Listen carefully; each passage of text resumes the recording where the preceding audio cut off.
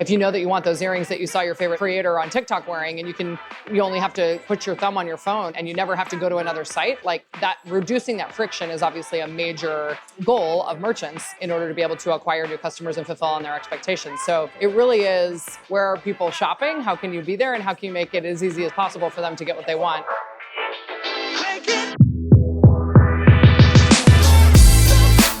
You're listening to Retail Remix, your inside access to candid conversations with the people shaping retail's future. Here's your host, Alicia Esposito. A few weeks back, I was lucky enough to head on down to Austin for BigCommerce's annual Big Summit.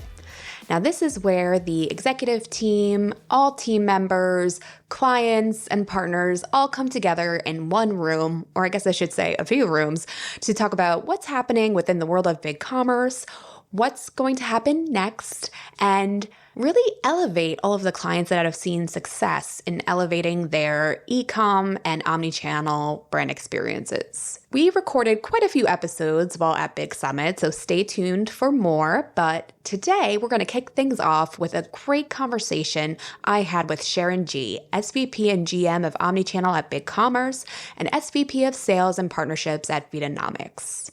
Now, during this chat, we not only discussed some of the higher level trends happening within the retail industry, such as consumers being able to shop whenever, wherever, and however they want, the rise of social commerce and live stream experiences through platforms like TikTok Shop, and of course, heightened demand for fast, easy delivery.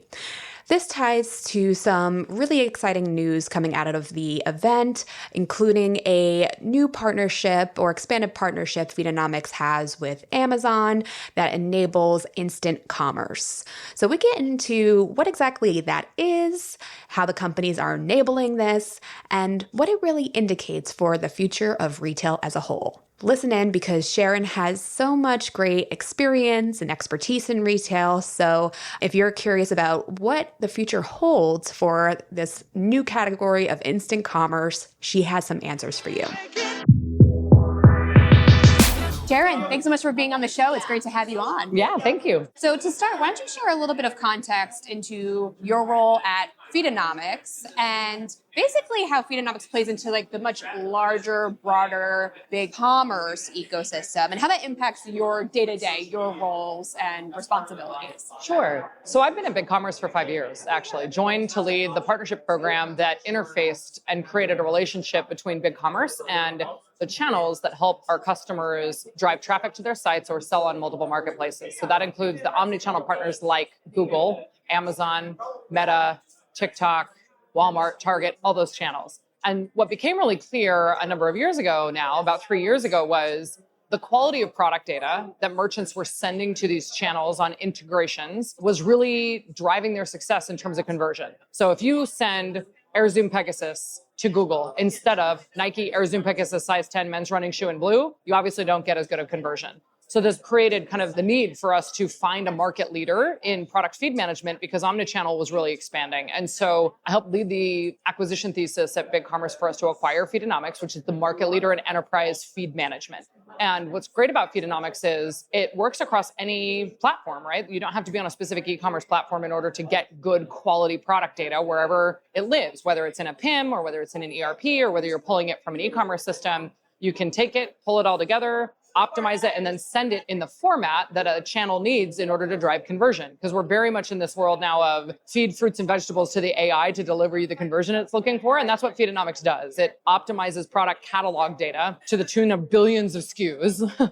And then can auto-categorize it with AI or map to the destination schema, whether it's Google or Amazon or TikTok, because they all have different schemas. And so to your question, in the role at Feedonomics, I lead the revenue team. And that includes the sales team, customer success, partnerships, and solutions engineering organizations. And about 2.5 years ago, we carved out the partnership team that was handling omnichannel from BigCommerce and moved it over to the Feedonomics business so that we could approach our customers from a more agnostic perspective, more holistic. And so no matter what platform a merchant or a retailer might be on, Feedonomics can help take their data where it lives, enrich it to be able to deliver the best results, whether it's on ads channels, marketplace channels, and then sync resulting orders back into their systems of record in order to help drive growth.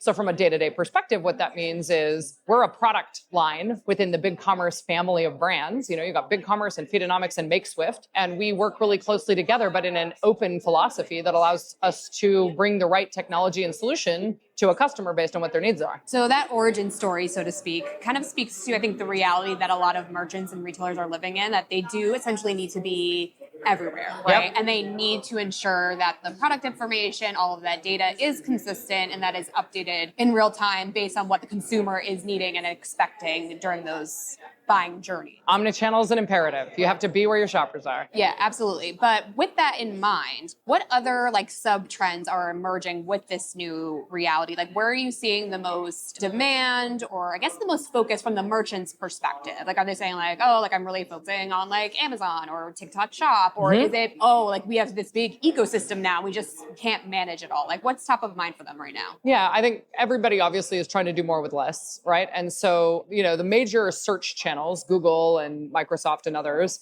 they're already spending ad dollars on Google usually on meta channels like Instagram and Facebook. And then there's additional channels that people are kind of exploring moving some of their marketing mix to. So when we think about marketing, meaning driving traffic to your own direct-to-consumer site, Google, Meta, Microsoft, Pinterest, TikTok, these are the channels that people are kind of evaluating as kind of in the big list. But then there's also social commerce, right? Because it's no longer just an ad channel where you're pushing data out and expecting a click and traffic to come back. Now that same catalog is actually providing for a conversion that can happen off-site. So you send the product catalog to Meta for Meta Shops or for TikTok Shop, and you can actually list your products on those channels. And so no longer are those social channels just ads channels. They're actually a social commerce marketplace. So your ads channels are starting to look very similar in terms of their product attribute data that they require to a marketplace. So Amazon, leading marketplace channels, people obviously are interested in Amazon in the US, Target, Walmart, eBay, obviously globally. These are the kinds of channels that people start to evaluate. But with the proliferation of operators that can build a marketplace on something like a Marketplace or a Miracle, you also have a lot of these new niche marketplaces that are category specific. So whether it's Macy's or Bloomingdale's, and there's tons of them regionally across lots of different areas globally, the needs for customers are very much based on where are my shoppers and how can I get my products in front of them. And so we spend a lot of time, when we think about what the trends are, search, optimizing your data, doing A/B testing on the data that you're sending in order to get better organic traffic as well as better return on your advertising spend you're already spending in those channels to drive you traffic. That's a really important component of the business. But now that so many technologies are able to bring AI and LLM models into their technology, the data that you feed the AI is actually what drives your results. And so optimizing your product data is no longer just for paid media. It's also for the third-party technology tools you're using for on-site search, for email, for SMS. If you can send real-time location-specific inventory data to a channel, you can do things not only like Google local inventory ads, you can also take advantage of new programs like Amazon Today or Walmart Local Finds, or power really amazing same-day delivery or buy online, pickup in-store experiences, connecting both online and in-store. So that's a really big new trend category that we're seeing, which is what we're calling instant commerce. It's this consumers demand this experience where they want what they want, when they want it, as fast as they can get it. And they want to be able to know that wherever they're shopping. And so that consumer demand is creating a merchant and retailer need to create and have technologies that can power those experiences where you can offer a same day delivery, whether you buy it on Amazon and it's delivered from a store in your area, or whether you want to buy direct to consumer from the brand itself and participate in their loyalty program and have Uber deliver it to you the same day from their store. These kinds of programs are really, really interesting and popular. I would say, so that's one, instant commerce. The second one I would say is the rise of social commerce as a marketplace and the robustness of the creator relationship in this shoppertainment category, where you have brands who now can put their products on platforms like TikTok and can list these products on these channels that have, an interested audience that is very specific, and then can sync those orders to be fulfilled from their own existing fulfillment, infrastructure that is currently supporting their direct-to-consumer business. That's definitely very interesting. So we see a lot of people evaluating how can they integrate a social commerce marketplace style strategy into their current social ads strategy to acquire more customers and then offer a very seamless checkout experience with as few clicks as possible. If you know that you want those earrings that you saw your favorite creator on TikTok wearing, and you only have to put your thumb on your phone and you never have to go to another site, like that, reducing that friction is obviously a major goal of merchants in order to be able to acquire new customers and fulfill on their expectations. So it really is, where are people shopping? How can you be there? And how can you make it as easy as possible for them to get what they want? Yeah, because like in my experience and just reporting on the industry, that always seemed to be the big gap. There was always like that clear opportunity. Social platforms are where people go to be inspired. They're looking for content. They're looking for context into possible products. Sometimes the product isn't even top of mind, but it comes up in that discovery process. When the time came to actually learn more or go to the next step, it was like, well, how do I do that? It always felt very clunky or disconnected. So these two trends or sectors seem to be addressing that. But is it also fair to say like they also like kind of intermingle, or like, the creator side can be powered by instant commerce and vice versa? Yeah, I think what we're finding is it totally depends on the channel strategy. So this is something we called product feed print, which is like, what SKUs do you have? What channels are you listing them on? And what quality is that data that's going to those? So we call this feed print. And so a merchant's feed print really, when you look at like the top 20% of products that convert, like most merchants know what their top 20% of their best catalog is. When you think about how to optimize your data to drive growth, it really is about taking that top 20% and making sure it's optimized across all the channels where people might be searching for you, as opposed to like taking your entire product catalog and putting it all on Amazon, for example, right?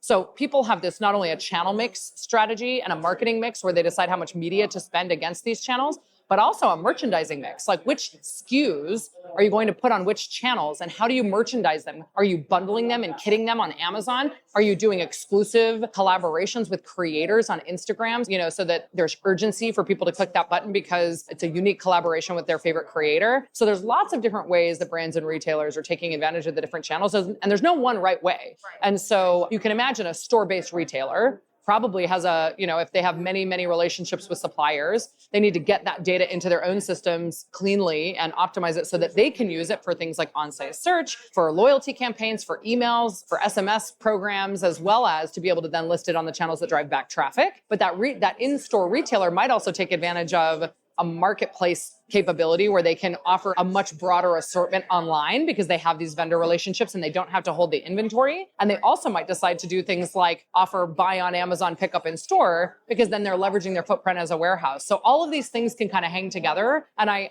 make this analogy that like brands are a little bit like human personalities. They've got like a Myers-Briggs where, a digitally native vertical brand has totally different strengths and weaknesses than, say, a big box multi-brand retailer does, which is very different than kind of a heritage manufacturer who has really, really great relationships, but they actually control the production of those products. And they all have different abilities to flex in channels. And it's really about understanding who your shoppers are, where they are, and then how can you get good quality product information to them so that they can make that decision and then seamlessly make that purchase, whether it's in wholesale, right? Whether it's a buyer who's buying bulk pallets of a product that they want to retail it on their own sites or in their own stores, or whether it's onesie, twosie experiences with a more loyalty focused, direct to consumer focus. So long answer to a short question, but it's like, there's not one right way to do it. It's really, who are your customers? What channels are they on? And which products do the best on each of those channels, depending on where you are. And that's different based on the brand and the channels that you're looking at. Right. So there are some core fundamentals of how to do this well. Definitely. Right? But then there are also nuances for those different channels. So what challenges are you seeing emerge on the retail or merchant side? Is it that collecting, pushing all this data out, ensuring everything is up to date? It's just such a manual, extensive process. Is it understanding those nuances? Is it something else completely? I mean, like, what is like the call to arms for them? Like, what are they saying? Like, I want to do this, but I can't because X, Y, Z. Like, what is really coming up? I think anybody who deals with product data at scale knows that one of the challenges is getting the data that you need in order to make quick decisions and create custom labels on a campaign from existing systems that don't talk to each other, right? So it's about harmonizing that data. So the call to arms is really identify where your data lives that you need to bring together, and then work with partners that provide you the agility to get onto those channels quickly with harmonized data. So for example, if you're trying to surface your in-store inventory data to Google so that you can run an effective Google local inventory ad, that's really challenging if your POS system doesn't give you a real-time data feed of how much inventory is in the store. But we can help figure that out, right? So I think there's a lot of technologies that say, hey, you have to re-platform completely to have a fully integrated stack. We're not like that. We're very much a come as you are, come with your existing technology and systems. We can pull the data from anywhere. We can marry it all together. We can enrich it using AI or best practice knowledge of the understanding of what the channels need to drive conversion. And then we can send it where it needs to go in order to drive you either traffic or conversion. And so the call to arms, I think, is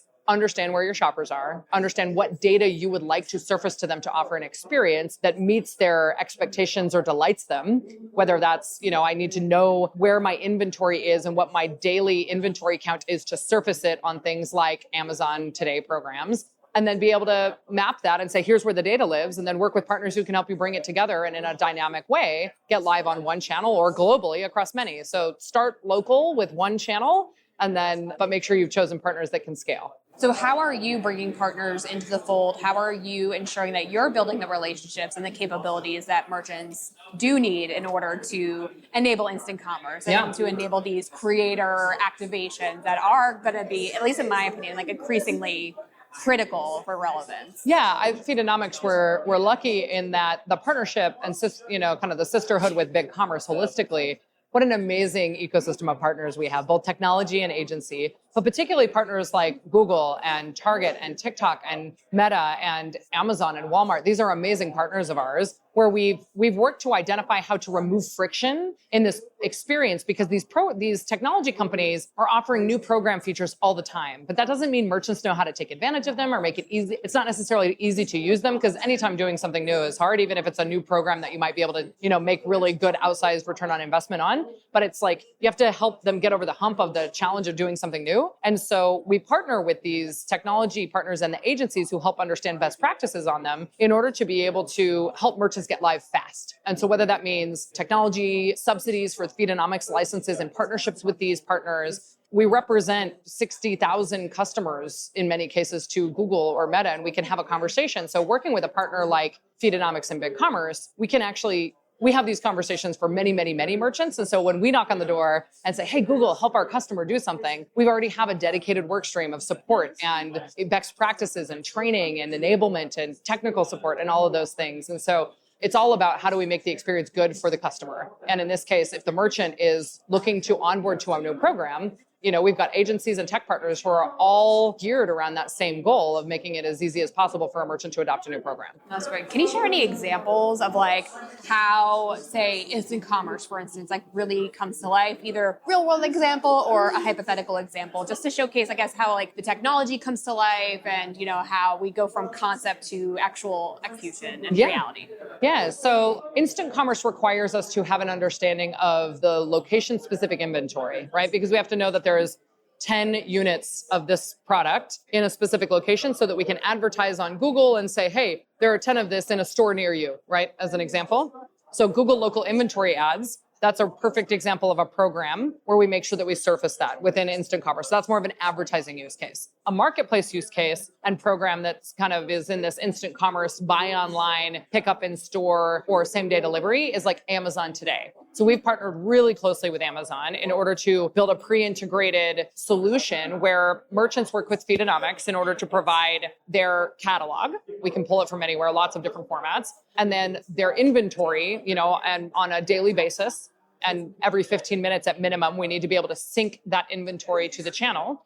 And then what we do is we list that product on Amazon, right? So it's available on Amazon. And when you're shopping on Amazon and you filter buy it today, get it today, it will show you products that are available for Amazon to fulfill with their various different options. And one of those options is pick up in store or ship from store the same day.